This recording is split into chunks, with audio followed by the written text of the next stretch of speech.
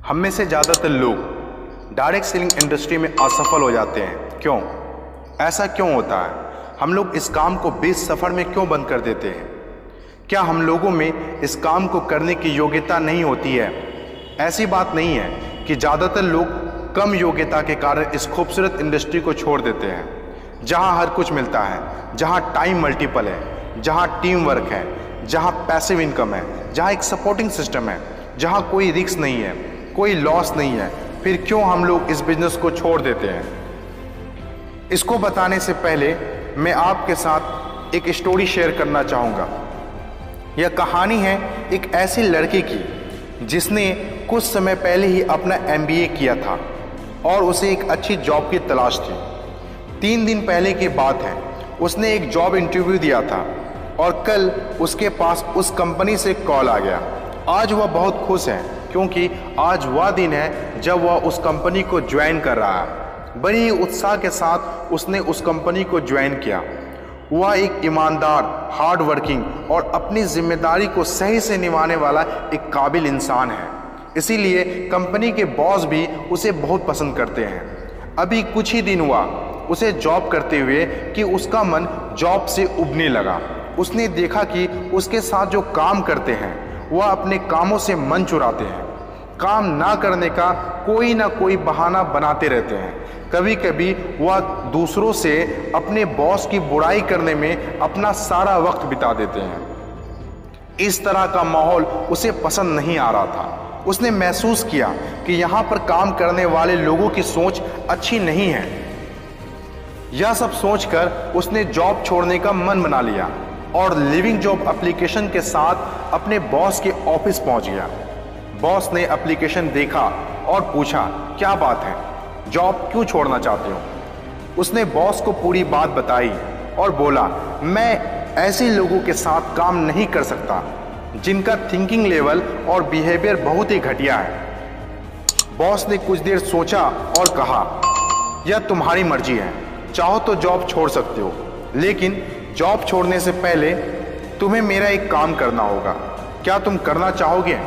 उसने कहा, क्यों नहीं सर, बताइए क्या काम है।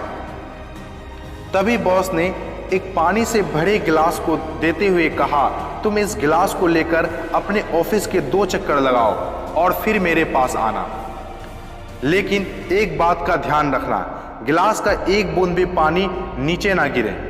उसे यह काम बहुत अजीब सा लगा, लेकिन वादा कर चुका था। उस पानी से भरे गिलास को लेकर ऑफिस के चक्कर लगाने लगा और 2 चक्कर ऑफिस के लगाने के बाद बॉस के पास पहुंचा। बॉस ने उससे पूछा, क्या तुमने पानी को गिराया तो नहीं? उसने कहा, बिल्कुल नहीं सर, पर आपने मुझे ऐसा करने को क्यों कहा? बॉस ने पूछा, जब पानी से भरे गिलास को लेकर ऑफिस में घूम रहे थे तो ऑफिस के लोग क्या कर रहे थे? उसने कुछ देर सोचा और कहा, पता नहीं सर, वो क्या कर रहे थे, क्योंकि मेरा सारा ध्यान गिलास के पानी पर था। मुझे लगता है सभी लोग अपना काम कर रहे थे, कोई एक दूसरे से बात नहीं कर रहा था।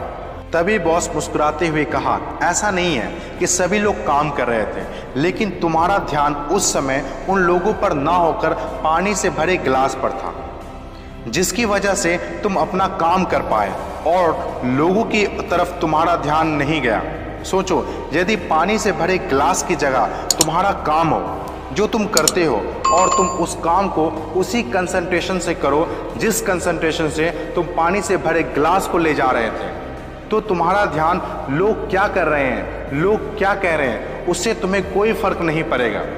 अब वह सारी बात समझ चुका था।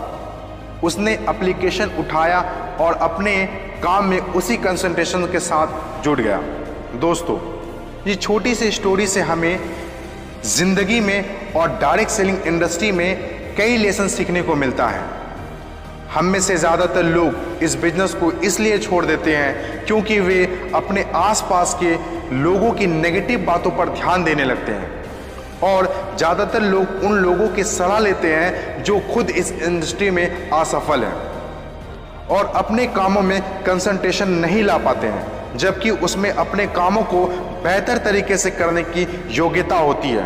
कंसंट्रेशन माइंड की वह शक्ति है जिसको हम यदि किसी काम पर फोकस करते हैं तो हमारी माइंड की पूरी शक्ति उस काम को पूरा करने में लग जाती है और वो काम पूरा होकर ही रहता है। Concentration is the key of success.